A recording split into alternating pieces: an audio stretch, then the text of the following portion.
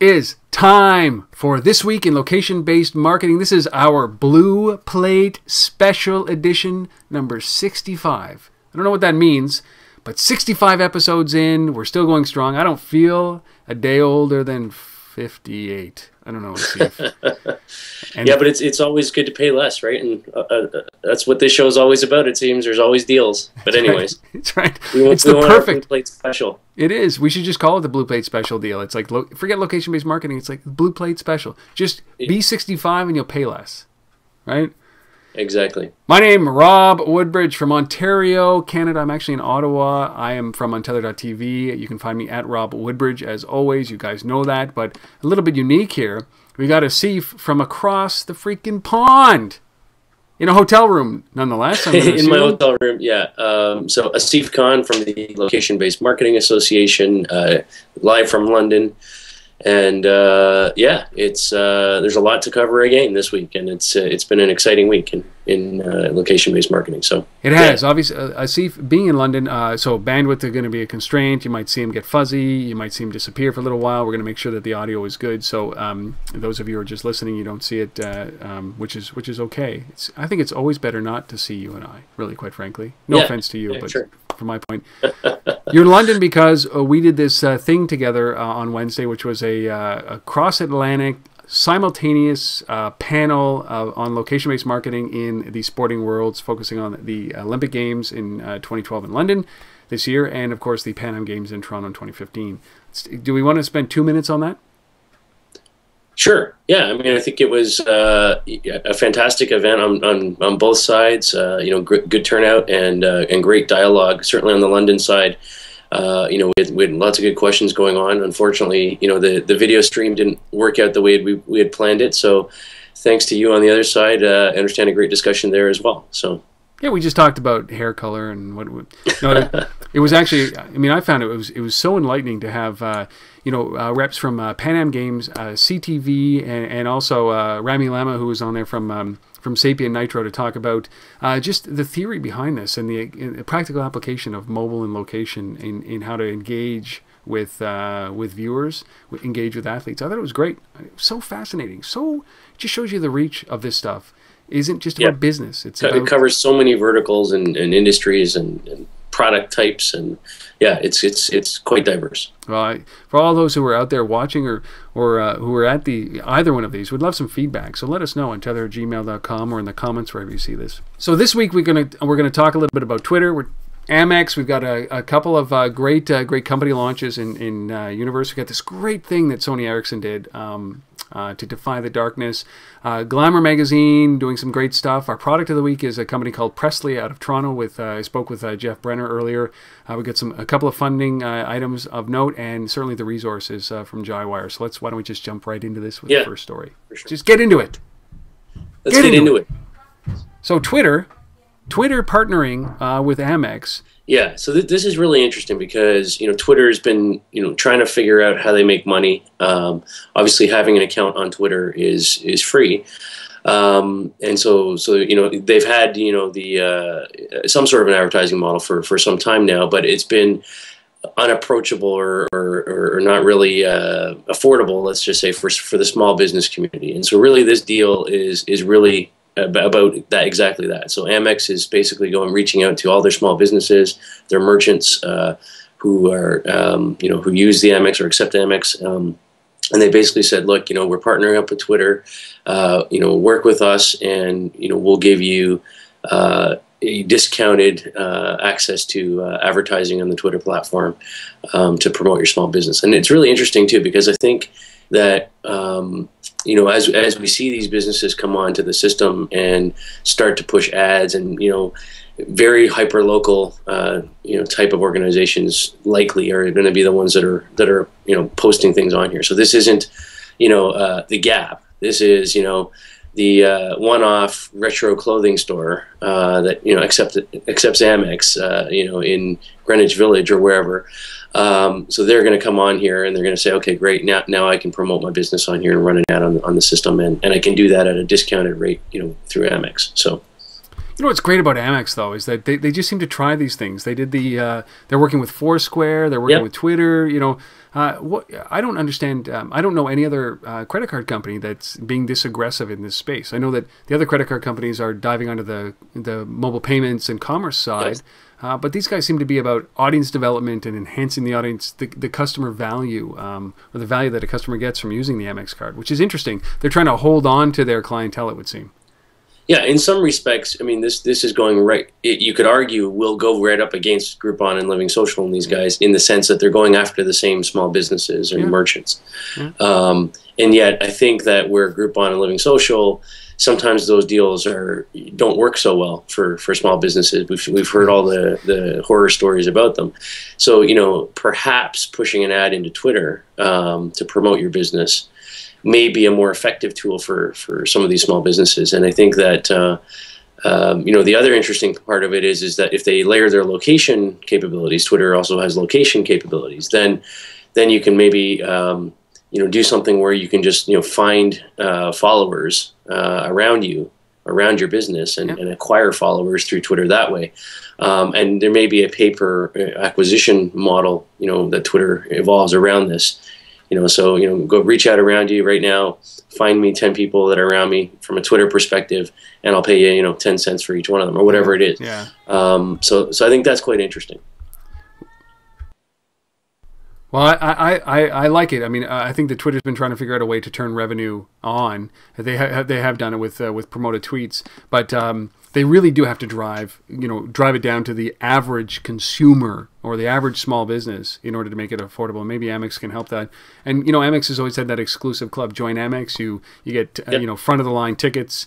You get you know, coverage on your. They were the first, I think, to do coverage on any purchase you made with your credit card. So I think that, you know, I love that Amex is doing this. I really do. As you say, I mean, they're out there and they're trying new things. So you know, that's really all we can ask for, right? Is that these big companies are getting behind some of these things and making them happen. Well, I wonder. I'll come back to this point. We'll leave it at that. I wonder if it's just that they're looking around, saying, you know, are we losing market share? How do we hold on to our customer base by adding this level of value? Maybe that's what it. Well, I mean, they're obviously under threat from guys like Square and people like that too, right? So it's you know, how do we respond? Well, this is one way to respond. So it's cool. Twitter partnering with Amex for local ads. Amex is everywhere. As we said, they signed a deal with Foursquare as well, and it's really interesting. I love to see these big brands getting involved with. You know, Twitter's not a small company, but Foursquare is by all accounts. So, second story, Nasy, which is an Egyptian company delivering this location-based civil engagement, and this is an interesting, excuse me, this is an interesting thing around location. I'll be honest with you, Asif, I don't quite get this yet. I don't know if this is a perfect mix for mobile as much as it is for web. But why don't we go and let's talk about this, and maybe we can change my mind. Yeah, so I'll explain what it is first. So this is a Nasy. It's a location-based civil engagement app service, iOS app, and it works in both English and Arabic. And really what this is, you know, with all of the sort of Arab Spring and all the upheaval we've had across, you know, many of the nations in that part of the world, you know, there's a lot of need. A lot of people have been displaced. A lot of you know, just a need for help. And so this is basically a platform that uses location and then enables people to basically say, hey, you know, I've got time. I can volunteer here. I can do this. I can do that. And you know, show me what's around me that I can get involved with, kind of thing. So I think it's a really interesting concept. You know, I'd love to hear what you think about web though versus the mobile app. So. Yeah, I think that's my biggest challenge around this is that this is not a mobile app play, in my opinion, and it's kind of, I'm not walking down the street thinking, hey, how can I volunteer for civil engagement here? You know, because basically this is, you know, a volunteer-based piece where you're looking for things that are happening in your neighborhood that you can join or you can volunteer for, and it says, you know, you can pick specific hours that you're available, but it's not something that you're spontaneously going to do. It's not a match for a mobile app. Yeah, yes and no. I think for the most part you're absolutely right. But I do think that there is that odd time where, maybe a meeting got canceled and I've got an hour in the afternoon, and there's a I'd strike like to over there. I want to pick up a do something with it, right? So, yeah. so from that perspective, I could see it. And who knows? I mean, you certainly haven't been over to that part of the world recently, and have no sense of what it's like on the ground. So, maybe it's absolutely what's needed right now. It could be. And maybe the other part too is from the web perspective. There's still a lot of controls over content, being delivered over the web. So a mobile app might be a more effective way, to reach people without censorship and things like that too. So. All right, third story. We both agree. I thought this was an incredible way of passive selling that Sony Ericsson did with their they did it. It was for their camera. For the Sony XPERIA, right? Yeah, it's a smartphone that's a camera more than a phone. It is, and this was they did this in Sweden. Why don't you explain?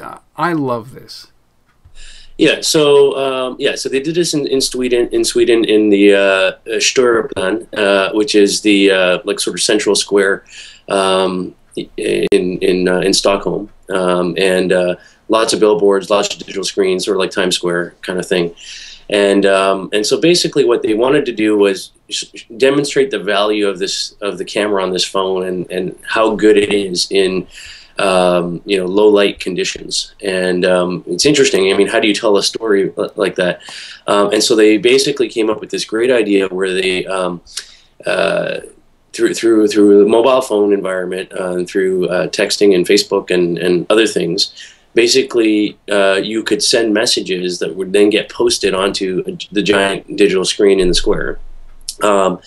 And then when the message got posted, then they basically had this camera phone mounted on a thing, and every time the message actually was displayed on the screen, the camera would then capture it and take a photo of it and then send that to you. And it's pretty cool because I actually watched the whole video about this thing, and it's really neat. And maybe we should post a link to the video up as well for people to check it out, because it's really cool because. This part of Sweden, gets dark. Like it's quite dark, and this is all about lifting people's moods. Is the idea of the campaign, and helping them deal with the gloomy, dull darkness of Sweden at this time of year. And this was very inspirational. There was something like 3,000 greetings that were sent over it, 11 marriage proposals apparently displayed on the screen, just huge page impressions and whatnot. So yeah, pretty cool. It kind of matched everything, like location based messaging. I really love this, where you can send that message to the board. It's a huge screen, but behind the scenes, all of this is like this passive marketing that just said the pictures were sent to you and the person you were sending it to. It was put on your Facebook stream, and then it had this of link back to the phone, to the Xperia. But it was such a subtle sell. How do you? I mean, the innovation of all this. How do you sell a camera or a phone based on the low light, its ability to take photos in low light? Like, kudos, man. Yeah. Kudos. Yeah, it's pretty cool. It's pretty cool. So, anyways, we'll post the link for the video. Take a look at it, I think you'll like it. So yeah, it's very, very, very cool. It should be inspirational for marketers. It's just a great marketing piece. All right, next story. This is a Canadian-based company that is launching something called Uniiverse, which is with two I's, Uniiverse. It's a platform for collaborative living. I love that people are inventing new terms. What is this? What is this thing called Uniiverse? Well, you know what? To be honest, I have trouble describing this, Rob. This is, I read the manifesto about what this thing is, and I went through it, and I'm like, so it's kind of like, social location hooking up and doing things in communities of interest, but it's also TaskRabbit and all of that. Post jobs and share things, and it's kind of a mashup of all of those things together. For collaborative living, apparently. So yeah, this is it's quite interesting. So basically, what they're saying is here's this environment. you're a jogger, you want to find other joggers around you based on your location, you can set that up as an activity on the system. You know, another one of the examples, they said, okay, well, you know, you've got a guitar that you want to lend out, or, you know, you're not using it, or you want to sell it. So we've talked about companies who do that. And so you can do that on the system as well. So it's really a mashup for activities, commerce, you know, Craigslist-ish in some respects as well, you know, via location. But and it's also, I mean, I guess the big thing is that this is an exchange in human to human. You have to do this face to face. You can't do this just digitally. Correct. Yes, yeah, it's very much on the forcing physical connections in the real world. Yeah, you know, I think that this is, like, it's neat. You know, it takes into consideration all the stuff that we all talk about, which is location and proximity and excess time and looking for, you know, looking for things to do and immediacy and, but you know what? I think that if you and I are confused about this, because they call it not a social network, they call it a platform for collaborative living, which just doesn't. Yeah. I don't get it. And yeah, I think it's a lot of big words, and it could be said. Much clearer, I think, in terms of what it does. I mean, really what it is it's a system for, you know, building local communities of interest, connecting with people of like minds, physically connecting with people of like minds, and sharing and selling services, you know, to each other. So even that, like Craig Follett, who is the one of the co-founders, described it as this, and maybe you guys can do better than us. And Craig, we'd love to have you on the show to explain this as well. Is that yeah. The platform's mission is essentially to turn anyone into an entrepreneur, while at the same time facilitating offline meetups, interactions, and hopefully encouraging people to live smarter, happier lives. And Uniiverse wants to get people out of their eat, sleep, work grinds, out of their virtual worlds, virtual games, and out into the harsh sunlight. I don't know what that means. If you can do all that, man, you've basically just described every business on the planet. So hone that message a little bit. That's all. Yeah. No, but I mean, I like the I like what they're trying to do. I mean, conceptually, it sounds like they're, you know, trying to get people out of their offices and, you know, and reconnecting again. And so that, you know, that's a noble thing. And so good on that. You know, let's just hone down, you know, how we describe it and make it marketable. Yeah. Well, go check it out. UNIIVERSE.com. Universe with 2 I's. And let us know what you think about that. Reach out, untether@gmail.com or asif@thelbma.com. We'd love to hear about that. And if you any of the co-founders out there, we'd love to have you on the show. Let's have a chat about this. What would we ever? Universe, platform for collaborative living. I thought it was like a cohabitation place, right? It was like, but. All right, last story. Interesting story. This is pretty cool, and it has to do with Fashion Week. Glamour magazine, they're launching this thing called the Shoppable Wall for Fashion Week, and this is pretty neat. Yeah. So this is you know, yeah, it's Fashion Week now. We're just getting into it, and I think we're going to see a lot of interesting campaigns. But this is Glamour magazine, New York. I just want to draw attention to see if you can tell it's Fashion Week because I put on my brand new shirt. Oh yeah. That's it. I'm right here. Brand new shirt. Fashion Week. So you know, I think this is a campaign where they basically created a virtual shopping wall in New York City, and it's got, you know, all these items on the wall, and you can go up to them and scan the display or scan the item. And now it doesn't use QR codes. It uses something called snap tags, which is a technology from a company called Spiderlink. And you know, it's actually, snap tags are a little more common over in the UK market than they are in North America. So, but similar, you know, type of technology. So basically, you go up to the thing. You have to have the Glamour app. So it's the Glamour Friends and Fans app. You download that, and then you scan the code, and then basically it then drives you to an e-commerce site and then you can make a purchase of that item directly from the mobile phone using a payments technology from a company called Buck. So yeah, kind of cool. Inspired, I think, by the Tesco program that I talk about a lot in Korean subways. You know, where you go up to the wall of the subway and the whole grocery shelf is replicated, and you can go up and scan. That's QR based. You scan those things, you buy them, and then it gets delivered to your house. And the same thing happens here. Yeah, I mean, I like the Tesco case. Really shows the power of simplicity. Something like a QR code, and downloading your own app, you know, might be a hindrance. But I like where this is going. But they're also going to incorporate these tags into their magazine, into Glamour magazine. So you can, it's going to make the magazine a shopping experience as well, which I think is a good thing. That gap between the magazine and purchasing. You know, I think inventory, as we know, it's going to sound like a silly statement, but inventory as we know it is now universal. It doesn't matter if it's carried in your store or not, especially when magazines become the window to the store. But the Glamour and Friends app, I mean, it's pretty cool. What I didn't understand is if you watch the video, we'll include the link up here.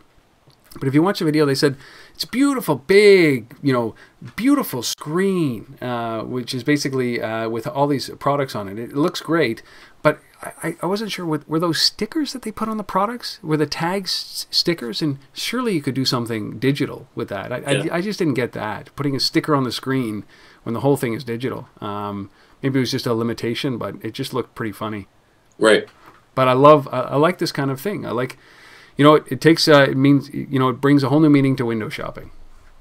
Oh, for sure, and you know, and we've seen similar things with augmented reality and window storefronts and things like that as well. So I think there's a lot yet to happen around, you know, how we can shop virtually in many different ways, and we'll see a lot of that this year. And I think we'll see a lot more Fashion Week examples too. Yeah, it's funny, Fashion Week pushing things forward, always commerce minded, and I like that. I like you know. You want to sell this stuff, you gotta enable people to do that. So those are the 5 stories that were relevant this week, and they were good ones, man. Some good stuff going on in this space. Love it. I sat down for our product of the week. We chose Presley. I sat down with Jeff Brenner, who is the CEO of Presley. They make this incredible HTML5 based. They have an HTML5 based platform that allows you to publish newspapers, you know, any RSS feed into a kind of a Flipboard-like experience. Very simple, very engaging, all HTML5 based, so you get the benefits of the web. And I sat down to talk to him really about the impact that his business is going to have on location-based news and awareness and feeding that news and what that means for the printed world as well as some of the digital properties out there in the newspaper. So I sat down with Jeff. Here he is. He's also, by the way, a Toronto company, another Canadian. It's like the Canadian episode. Yeah, we like our Canadians. So we do. Anyways. Here's Jeff Brenner.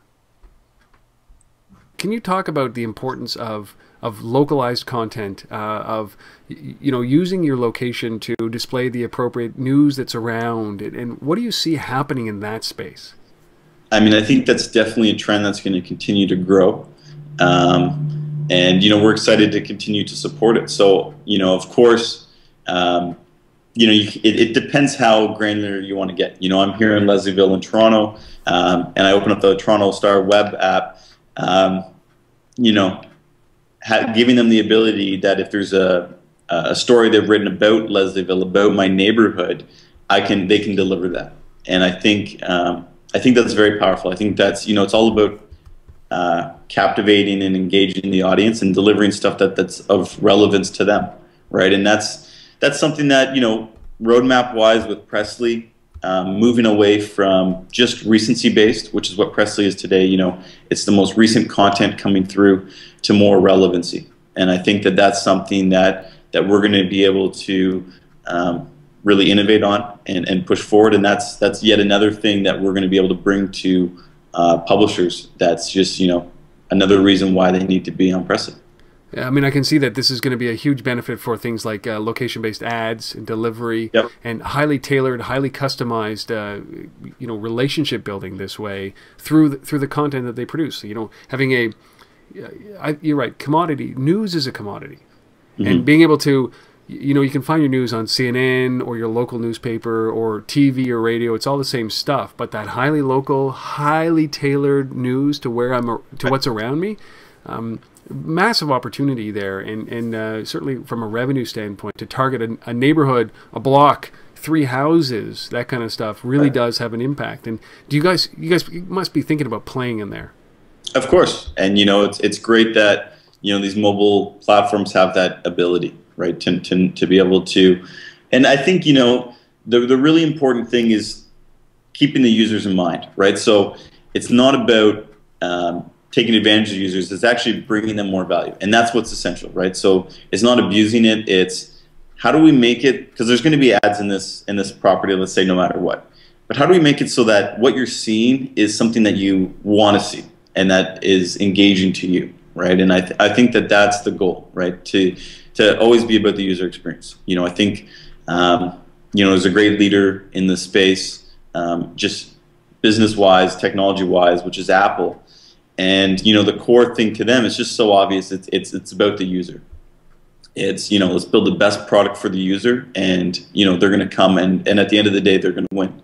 And I think that that's something that we're seeing more widely accepted among publishers we're talking to and among other technology companies is, you got to focus on the user. That has to be your number one concern, to make those great experiences and create those great relationships with them.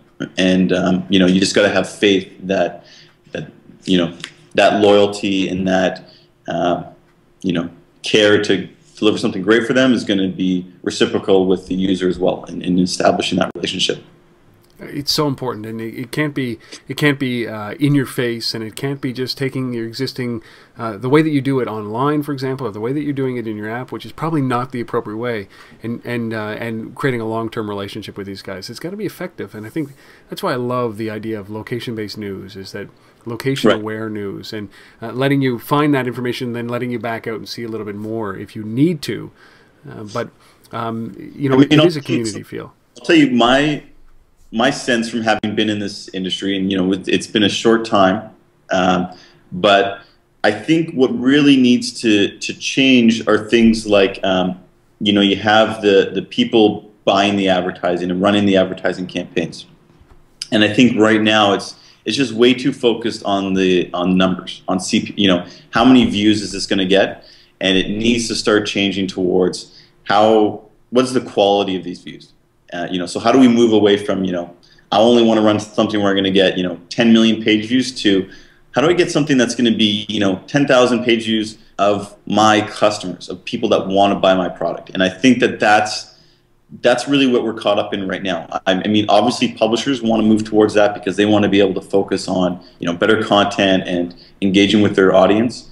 But at the same time, their hands are kind of tied with these media buyers that, that are just coming around to realizing, going just for numbers may not be the best route. So I think that that's going to start changing. I hope that that's going to start changing. But we're really at that inflection point right now, and that's something that we get really excited about. So, because at the end of the day, it's all about the user experience, right? So that's my insight right now into something that's a little bit broken. I love it. Well, okay, Jeff, so where do people find out more about you guys right now? How do they sign up if they're a publisher or if they're a small business or a small blogger for your platform? Right. So there's Pressly.com where you can go to get a brief intro. Pressly.com/signup is where you can put your email, and you'll be amongst the first people to get notified of when we're going to be launching the self-serve platform and when it's available. And you can always email us if you want to get in contact with info@pressly.com, or myself, Jeff@pressly.com. Reach out to us. We're really focused on working with publishers, people who create content creators. Really, it's not just big publishers. It's anyone on creating just great experiences for you guys, and pushing forward on that. And that's why we love Canada. These guys like Jeff innovating on a platform like this. He's new. What was really cool about this is that he's new to the space. He's not a he doesn't come from the news industry. He doesn't come from the print industry. He just comes from hey, this is how it should be industry, and pushes that kind of stuff forward.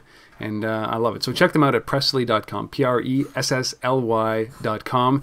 And if you're a content provider, you can actually sign up for their self-serve product that's coming out in the spring from their website as well. So Pressly.com. Very cool.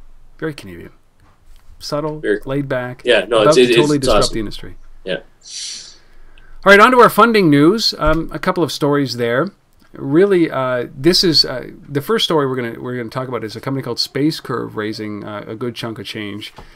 I for the life of me, I read, and just like you did with with Uniiverse, I read and I read and I read and I read, and I don't understand what these guys do, SpaceCurve does, but I know it has a lot to do with data and polygons. Yeah. Maybe we should ask our friends over at Maponics. Yeah, exactly. Anyways, SpaceCurve, the company out of Seattle, raised $2.7 million this week. Most of that coming from Reed Elsevier Ventures and Divergent Ventures. Yeah, I mean, basically, this is a company that is about big data and storage of that data in the cloud, and the analysis and access of that data is, from what I can tell, for the mobile app development community that needs access to these things. So this is a data play, and this is absolutely about geospatial data, polygons, network sensors. The idea is that data, when you're talking about location, data is being generated at astronomical rates, and you have massive amounts of it. It's difficult to analyze that data because you have all this polygons and special geometry and all kinds of crazy things going on. So these guys have focused on the math and have built a set of tools around how do you actually access and analyze that data and pull it out, and the storage of that. So it's a cloud-based service that they're proposing here. So $2.7 million. It's a good deal. They might need, if you go to their website at SpaceCurve.com, you just might need a little bit of marketing language around what they do. Yeah. But that's it, $2.7 million. And I guess when you're in the data space, we should hook them up with the Uniiverse guys. Yeah, that's right. That's right. Somewhere between the two, I think, is the perfect marketing message. Yeah. All right. Second deal. This was a pretty big one. Opera, which is well known for their browser, certainly in the mobile space, kind of 160 million installs, and hundreds of millions of page views go through the Opera browser, the world's most used mobile browser. They bought a company called Fourth Screen. They actually did 2 acquisitions. That's great. Yeah. But Fourth Screen is UK based, and they bought what was the other one? Mobile Theory. Mobile Theory. Yeah. Yeah. So what's the significance of this? Well, I think everybody's trying to, figure out what is the mobile ad play. We hear Facebook's about to launch an ad platform on their mobile side.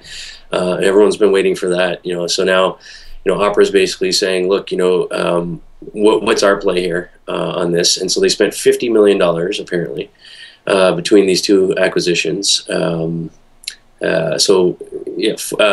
Mobile Theory, is a New York-based ad network that has a really strong presence in sort of New York and Chicago and LA and sort of the big cities in terms of reach that way. And then Fourth Screen is effectively the same thing in Europe, based in London. And both of these guys have a lot of premium properties and content that they work with. So I think this is just about reach, and this is about technology, and it's Opera as we all know is multi-platform, and so I think what we're going to see is really good ad delivery capability across the Opera system. So it's pretty ballsy. Certainly the cost of getting involved in display ads and these ad networks. I mean, Apple is just, they're down to $100K, which seems like a deal from the $1 million that they started at to get involved in their network. But this is the battle that's going on. Google, Facebook, Apple. You've certainly got Opera into this space, and you've got InMobi, which runs a massive ad network. This is a very competitive landscape. I'm going to put this out there to people who are watching or listening to this, that I think where they're focusing is, especially in ad display, is the wrong place to be focusing. That's the here and now. It's a natural transition to look at a website, to look at a newspaper and see a banner ad, and then take that and put it onto the website, and then accept a 0.0002% click-through, and then take that banner ad, that stupid banner ad, and put it on a mobile device. It doesn't work. It does not work. This kind of engagement, this broad, mass appeal engagement does not work.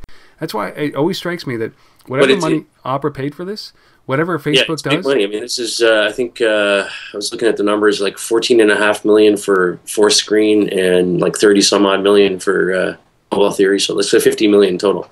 You're investing in today, not thinking about tomorrow. That's, you know, unless I'm missing something here, display ads, you know, I don't know why we accept such low click-throughs. I mean, but keep in mind too, I mean, like, you're buying 2 established companies, so you're buying revenue as well. But you buy revenue in a legacy business, and I'm not saying that this business is dead, but you're buying revenue in a business that will have its day. And I'd rather look at ways like, for example, augmented reality, or I would look at something like Glamour magazine is doing and trying to figure out how to do this. Sure. Or I would take some concepts that Sony Ericsson did with the XPERIA and try to figure out how you can play a mobile play or location play around that. And even in a conversation that I had with Jeff from Presley, he talks about this, is that, you know, instead of mass media, I don't want 10 million people. I want the right 1,000. So focus on that. How do you engage with the right 1,000? I'm not saying that it's a bad idea, but I think it's a bad idea to buy those guys. I think maybe for revenue it's fine, but you know, maybe I'll eat my words. Well, we don't know what we don't know, right? So, so who knows? They may have 3 augmented reality companies that we haven't heard about yet. So we don't know what we don't know, Asif, and I don't know a lot. So I'm even hampered by that. So we got two people who don't know much. Telling other people. Anyways. All right, so the last thing, those are the 2 deals. SpaceCurve raising 2.7 and Opera buying, you know, spending a lot of money buying 4th Screen and Mobile Theory. It's crazy. It's crazy. You know what? Certainly anybody offered me $26 million, I would gladly hand the keys to Untether.tv. I'd still run it for free. You wouldn't have to pay me. Yeah. No salary required. Last thing that we're talking about is our resource of the week, which is Jywire data, which is about mobile coupons and mobile engagement inside of stores. Yeah. So, I mean, Jywire, you know, we talk about these guys all the time because they're always putting out great reports and great data. So, again, this is the latest audience insights report from Jywire, which says 80% of mobile users prefer locally relevant advertising, and 75% are more likely to take action after seeing a location-specific message. So this is data that backs up all the stuff that we talk about every day.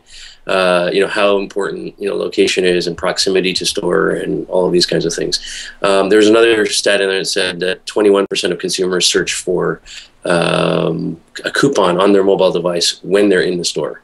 That's a big number, and that's the kind of stuff that retailers want to hear about, right? So, because then they can use that data to figure out, you know, should we be doing this deal? Should we be running a program in Foursquare? You know, all that kind of stuff, right? So, there you go. Yeah, it's I mean, the 21% who check for coupons in store, I think, you know, coupons, I come back to this, and I don't mean to harp on this like I do often, but coupons were not meant to be in-store discounts. A discount once you're in the store, it was meant to get you off your couch and into the store, and, you know, to make you go to the store or choose that store versus something else. Yeah. So the fact that 21% are actually looking for coupons, we're setting an expectation here that I think that the retailers should not be setting, and I think that it's detrimental to their pricing.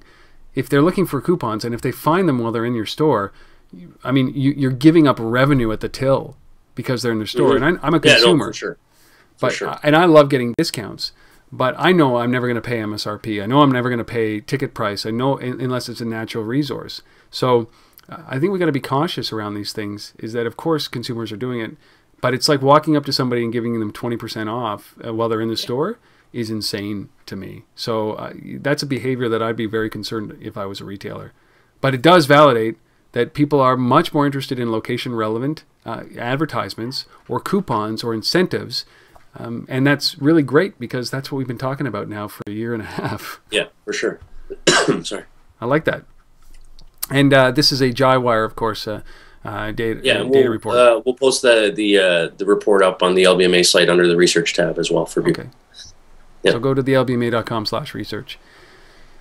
Well, that's it. I mean, we cruised through this because we have a strong deadline. Anything else that we should be talking about, Asif? No, I mean, I think, like I said, I think there's plenty going on. If you're around any of the Fashion Week activities, you know, go out, explore, see what apps are going on.